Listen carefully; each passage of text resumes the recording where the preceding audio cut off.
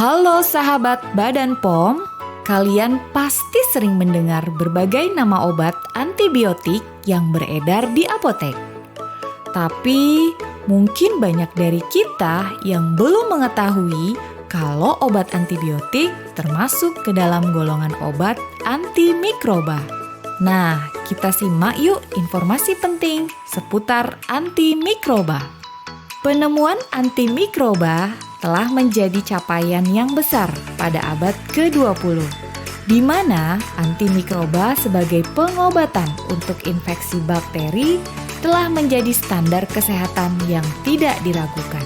Keberhasilan antimikroba dalam pengobatan penyakit menular selama 7 dekade terakhir mengakibatkan distribusi dan konsumsi antimikroba sangat luas dan mengakibatkan potensi penggunaan yang tidak tepat, antara lain penggunaan secara bebas tanpa resep dokter, konsumsi yang tidak tuntas, pola peresepan yang tidak tepat atau tidak rasional, penggunaan antimikroba yang tidak memenuhi syarat seperti kadar antimikroba yang tidak sesuai standar atau bahkan palsu, membuang sembarangan, penggunaan pada hewan yang berlebihan atau tidak rasional. Ancaman ini menjadi sangat nyata karena jumlah penemuan terhadap antimikroba baru sangat kecil. Penggunaan antimikroba yang berlebihan dan tidak tepat dapat menyebabkan kemunculan populasi mikroba yang kebal terhadap antimikroba, yang lebih dikenal dengan resistensi antimikroba.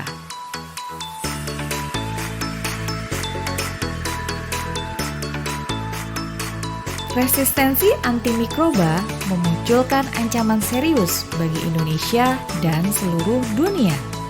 WHO memprediksi pada tahun 2050, jika resistensi antimikroba tidak dapat dikendalikan, maka total kematian akan mencapai 10 juta jiwa per tahun. Di sisi lain, jumlah penemuan terhadap antimikroba baru sangat kecil dibanding dengan kejadian mikroba yang resisten terhadap antimikroba lebih cepat.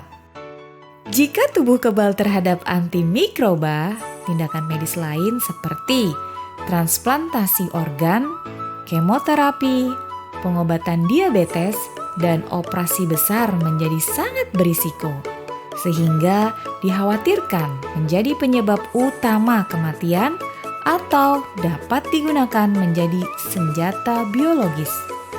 Ancaman ini akan terjadi jika tidak ada upaya untuk mengendalikan resistensi antimikroba. Di antaranya adalah upaya Badan POM bersama dengan kementerian lembaga lain yang berperan dalam merumuskan berbagai kebijakan untuk mendukung implementasi pengendalian resistensi antimikroba. Kegiatan pengawasan dan edukasi kepada masyarakat merupakan salah satu langkah Badan POM untuk meningkatkan kepatuhan pelaku usaha dan kesadaran masyarakat. Untuk menjawab tantangan resistensi antimikroba yang beririsan antara sektor manusia dan hewan, Badan POM melaksanakan pemeriksaan bersama atau joint inspection bersama dengan Kementerian Pertanian, Kementerian Kesehatan, dan lembaga lainnya.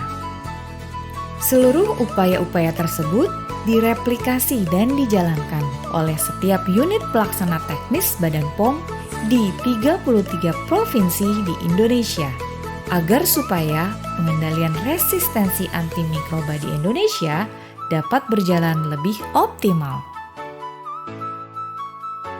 Tak hanya tenaga kesehatan yang memiliki peran besar bagi pengendalian antimikroba, masyarakat sebagai pengguna tentu memiliki peranan terbesar agar bisa terhindar dari resiko kesehatan dengan menggunakannya secara benar.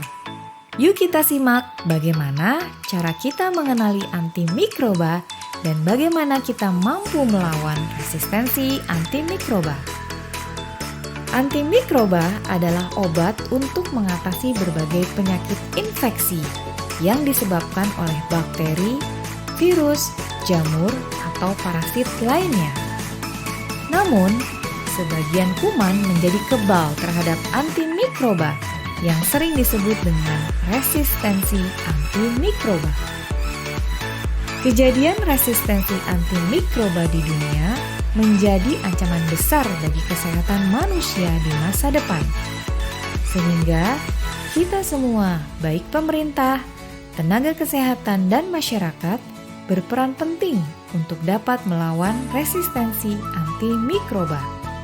Mari kita mengenal ABC 4T.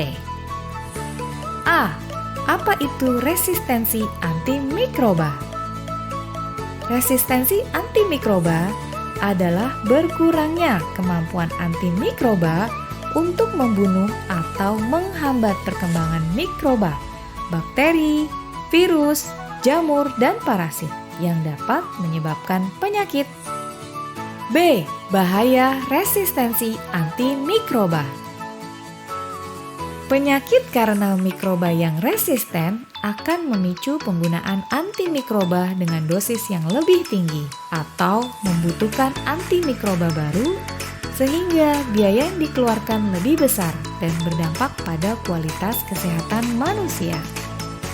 Penyakit menjadi lebih sulit diobati dan meningkatkan risiko kematian, terutama pada anak-anak, populasi lansia, dan masyarakat yang mengalami penurunan fungsi imun atau imunosupresi.